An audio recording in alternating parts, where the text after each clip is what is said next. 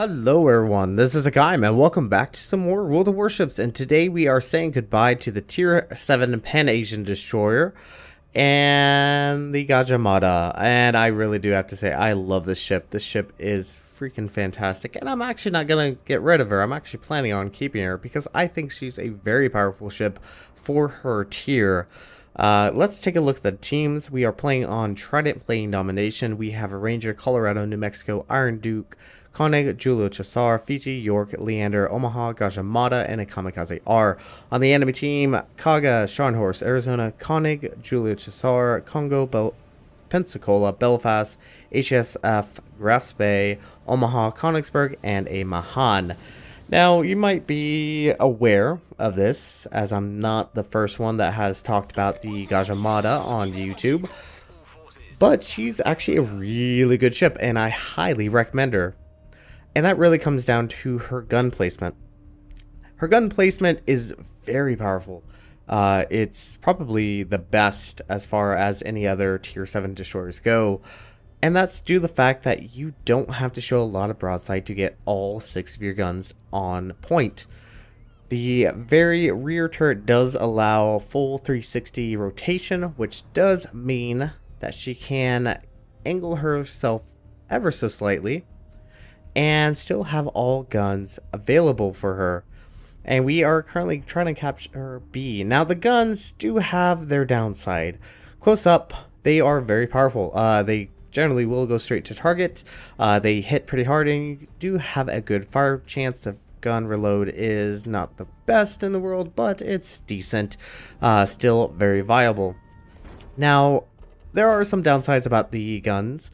For example, when you are trying to run away, the very front gun does not have 360 and will be at a certain point where we'll no longer be able to fire while fleeing away or kiting. So she does have some issues with that, but overall still pretty good. And as you can see on the minimap, and as we take a look, the Omaha made a rather interesting choice. He is divisioned up with that Julio Cesar, and that is just interesting. This poor Omaha is, well, can you guess what's about to happen? However, the HSF Graspe has made a very similar choice, and there we have just lost our Omaha, but at the exact same time we have lost our Graspe, or they have lost their Graspe. So kind of even, but we do have the B cap, which does mean we are starting to gather more points. And now I am going to try to make my way over to the A cap. The Mahan that we know is currently over at A and is currently capturing, and we can start to see some smoke.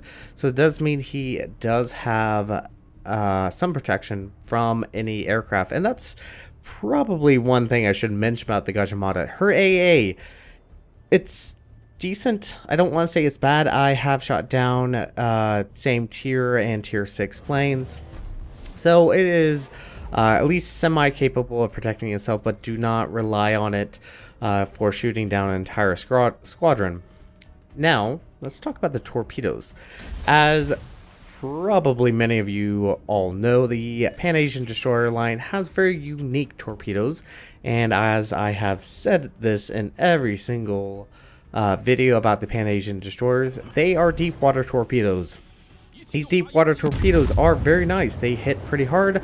They are fairly stealthy, and definitely against cruisers and battleships and carriers, they do devastating work. But as probably is well known, they cannot harm destroyers, and this Mahan more than likely has spotted those torpedoes, but this Koenig has reacted far too late and just ate 2 of them. He does look like he does have damage control, and you kind of see, especially when the guns are firing, how much is needed just to get all guns going off at the exact same time. And right now we're hoping to at least set this Koenig on fire, but more than likely we need to be careful because there was the Mahan around this area, and he is more than likely coming our direction. There we are spotted because we did pull out of our smoke screen. And that's another thing good about the Pan-Asian destroyers, is the fact that their smoke screens are very, very strong. They don't last for a huge amount of time, but you only have about 10 seconds between it starts to die and your next smoke screen is available, and we are spotted, and there's a Mahan showing up on this. Now here, I am at a clear disadvantage. The Gadjah Mada does not do that good of a job running away, but obviously there are torpedoes incoming, and the Mahan has torpedoes that can actually hit a Gadjah Mada. However, the Gadjah Mada does not have this this luck, I guess you could say, this tactic available for it. But we do take out the Mahan, and we are starting to capture A, but we are currently spotted, and that battle has left the Gadjah Mada extraordinarily weak. And you can see there is a slight issue for the Gadjah Mada.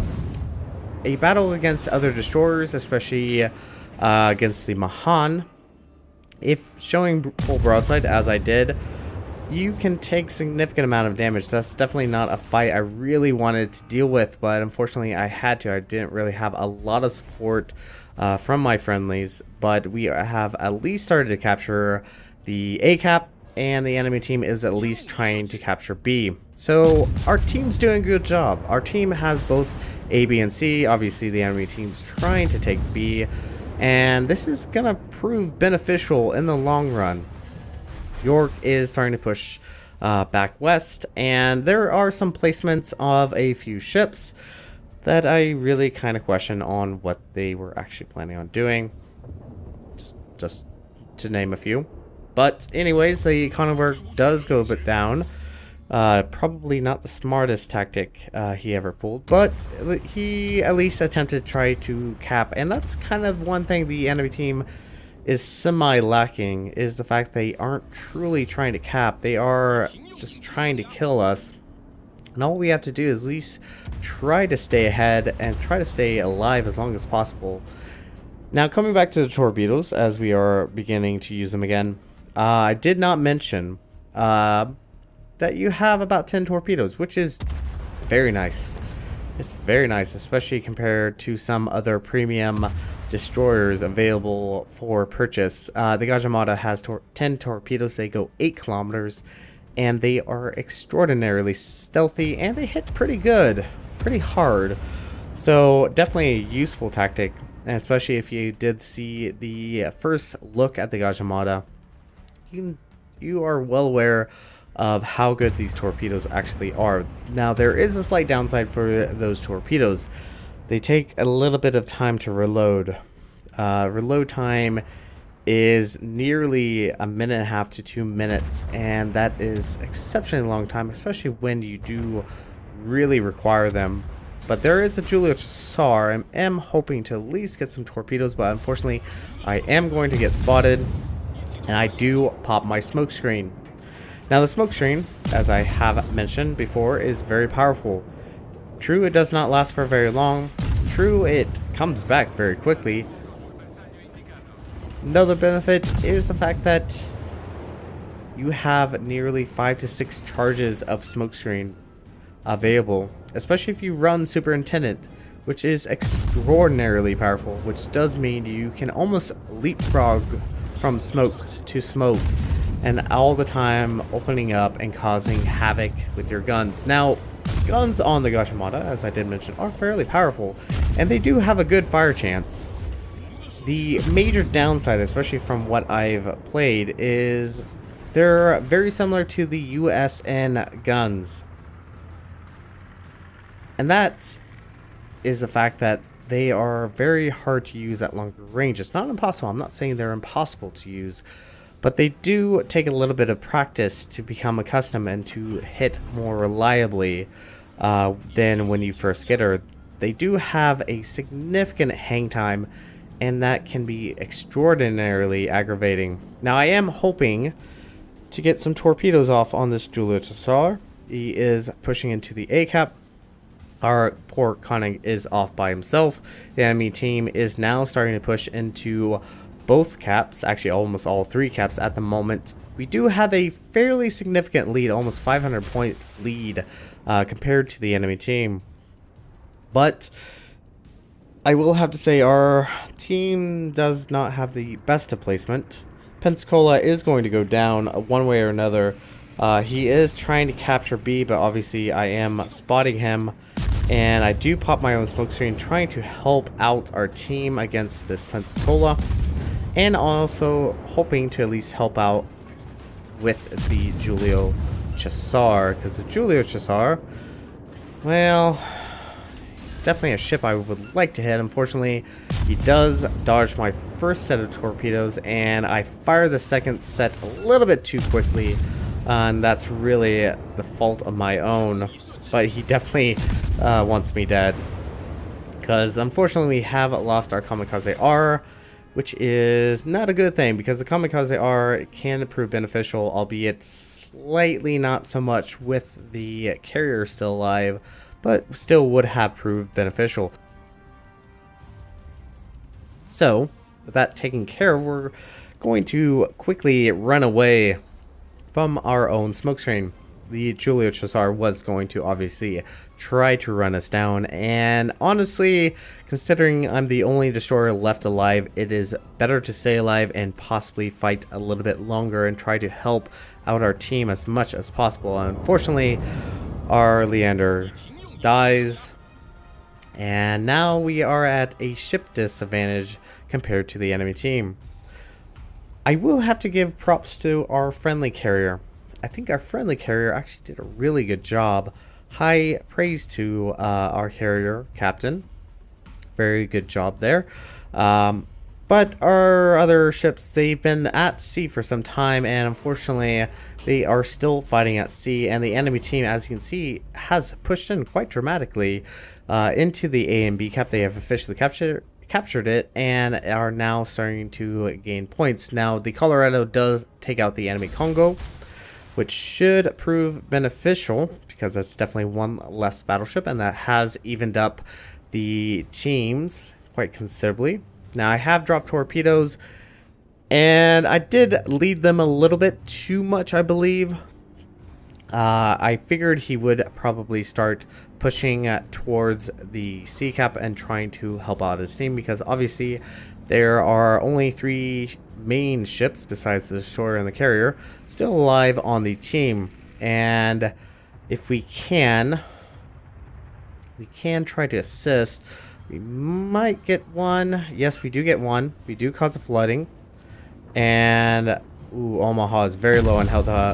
The Ranger does focus on the Omaha first, because probably saw those torpedoes. And that's one thing, if you're ever a carrier and you see a low health ship such as the Omaha, don't go after him, especially if there's another ship that could possibly take him out, because right there, honestly, that was kind of a waste of a drop. Could have focused on the Julio Cesar.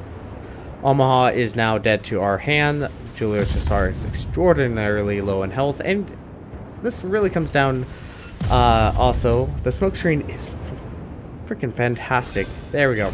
Took out the Julio Cesar. That has definitely allowed us a ship advantage as well as a point advantage.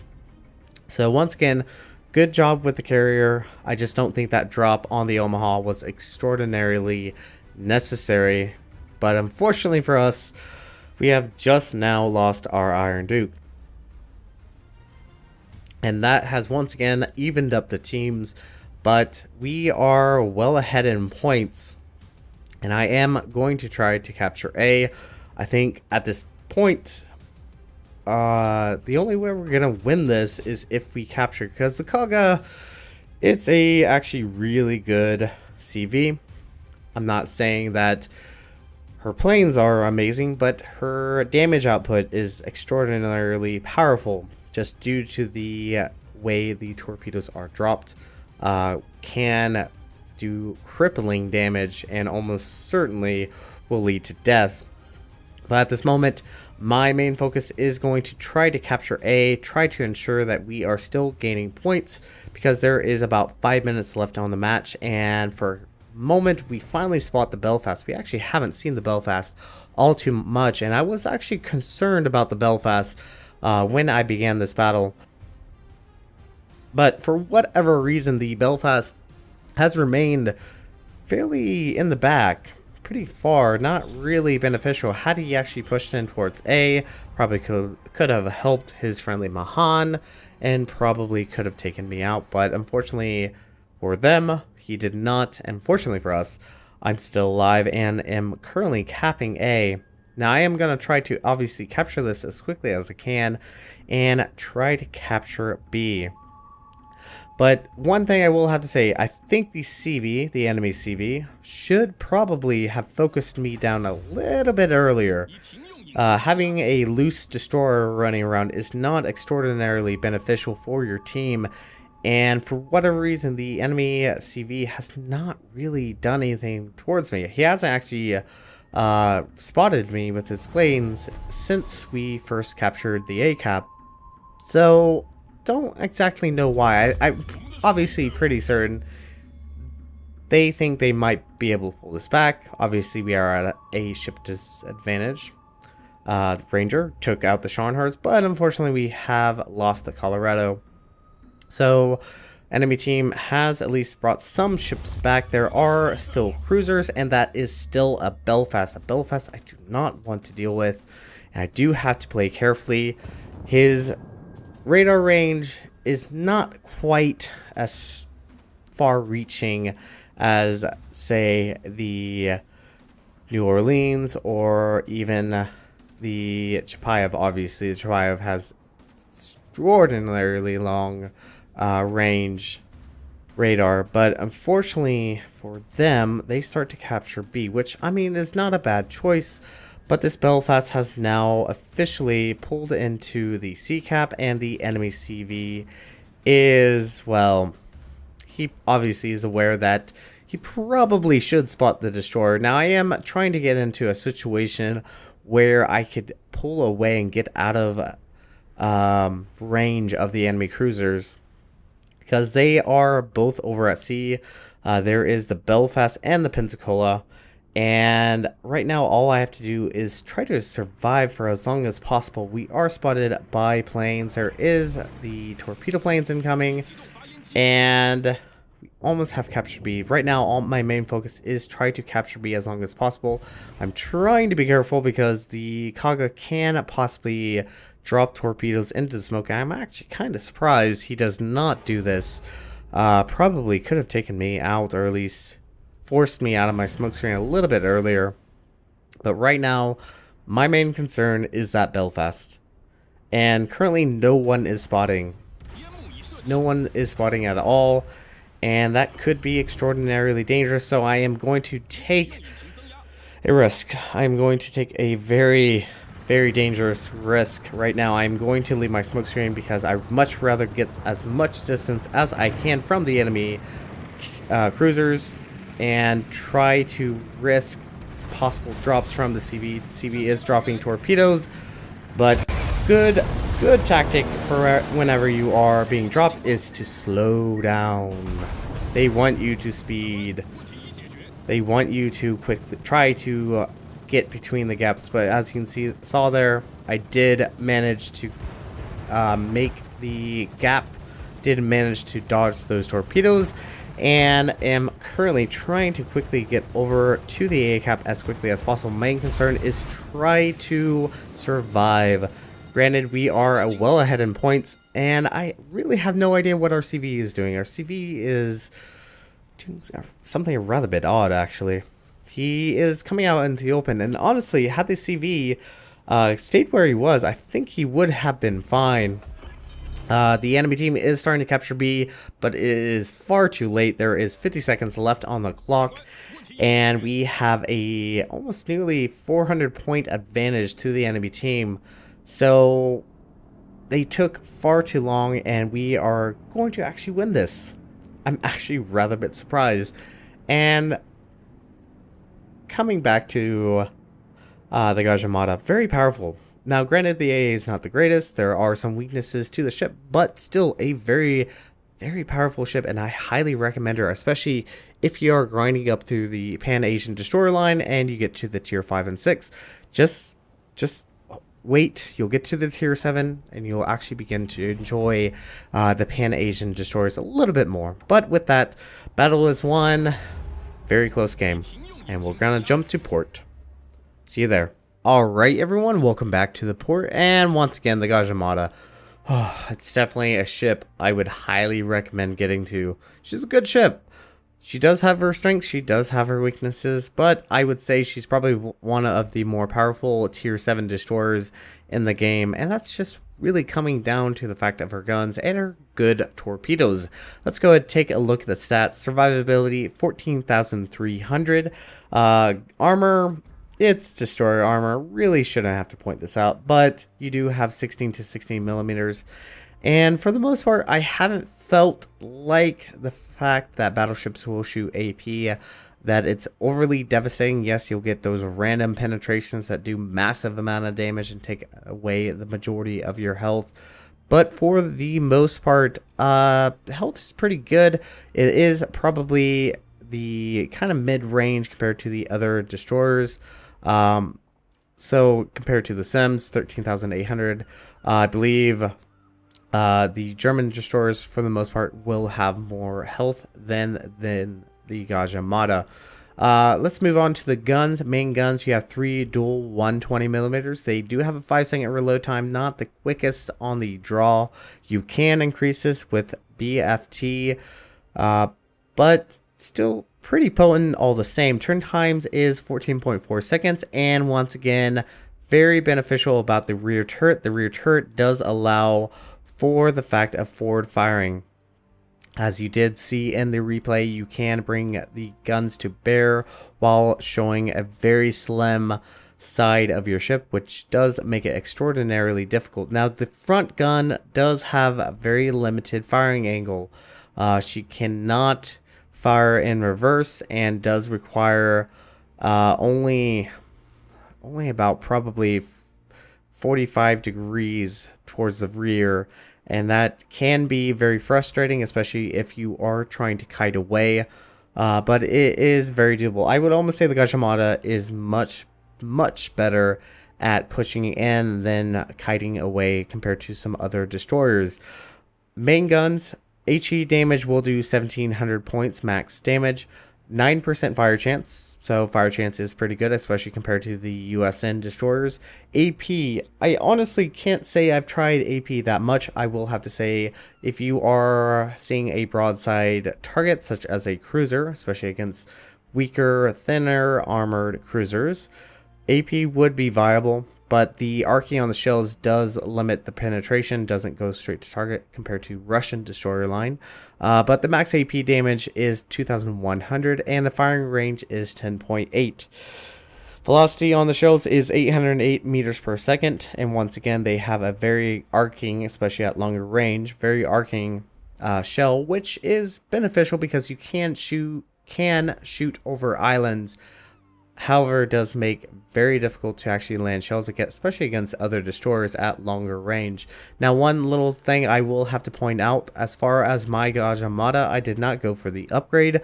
The upgrade does increase the range to 11.9, but honestly, once again, hitting a target at that range is a little bit difficult, and you don't have the high reload rate of the US and destroyers to actually reliably hit your target. So I honestly probably would not recommend the increased firing range for the Gadjah Mada. Torpedoes. You have 2 quintuple 533 millimeters. They have a 120-second reload time. 2 minutes it takes to reload these torpedoes. But they hit pretty hard. 15,867 max damage. Torpedo range is short. I will have to say, I wish it was a little bit better. 8 kilometer. They are obviously deep water torpedoes. And detectability range by sea on spotting the torpedoes is fantastic. 0.8 kilometers. And they go 61 knots. Not the fastest torpedoes, mind you, but they are extraordinarily stealthy. And it gives little time for a enemy ship to actually react to them and are able to dodge them. So torpedoes are decent.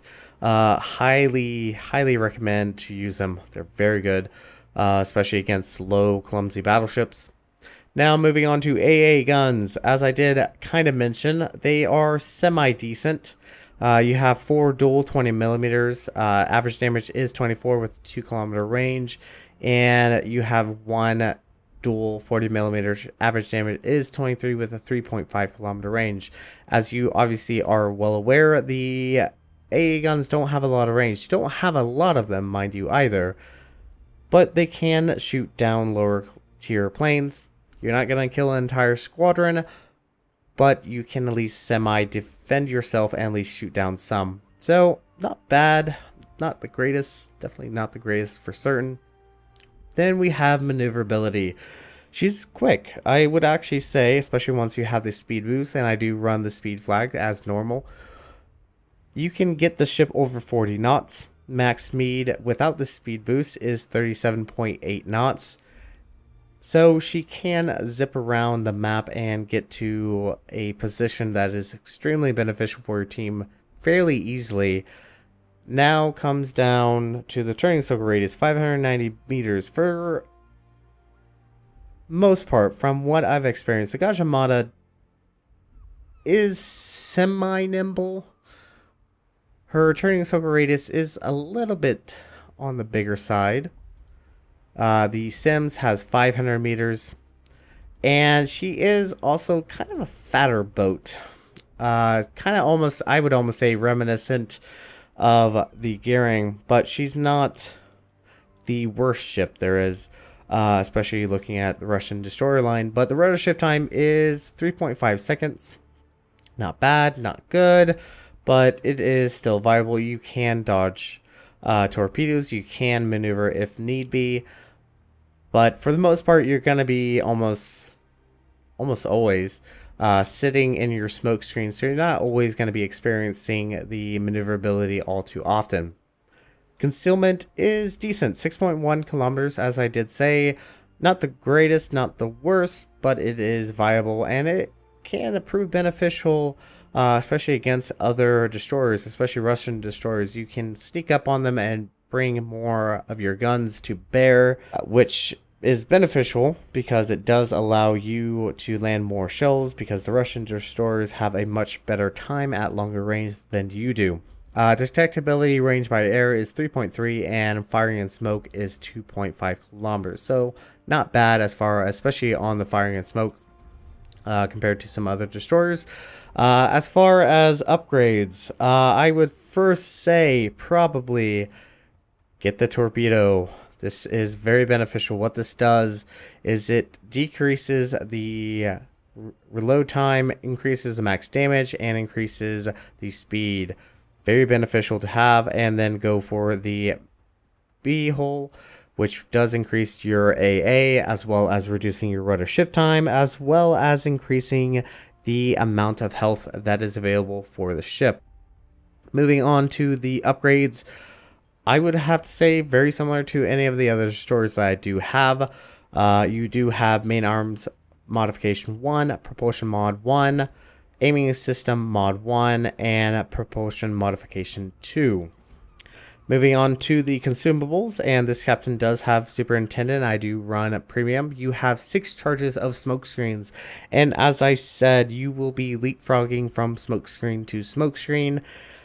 For the most part, you will have about 10 seconds between each smoke screen. With the additional captain skill, you can reduce that down to around 7 or 6 seconds between each smoke screen. So very powerful. They don't last too terribly long, but at least you have plenty of charges to use them, and you can be quite an annoying target as long as you are aware of possible enemy radar ships or hydro ships. Engine boost is as normal, nothing too important to really mention.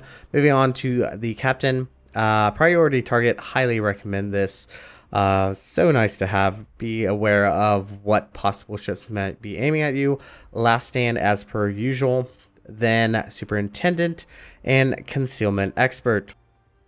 Now, if you are working up the line, I would probably say expert marksman is very beneficial for the Gadjah Mada, but it will not be beneficial for the much later tiers. Honestly, your guns will be turning fast enough, not overly necessary for those later tiers. For the Gadjah Mada, if you are planning on keeping it, get expert marksman. Just gets your guns turning a little bit faster, which is beneficial. overall, because you can switch from starboard to port and vice versa very, very quickly.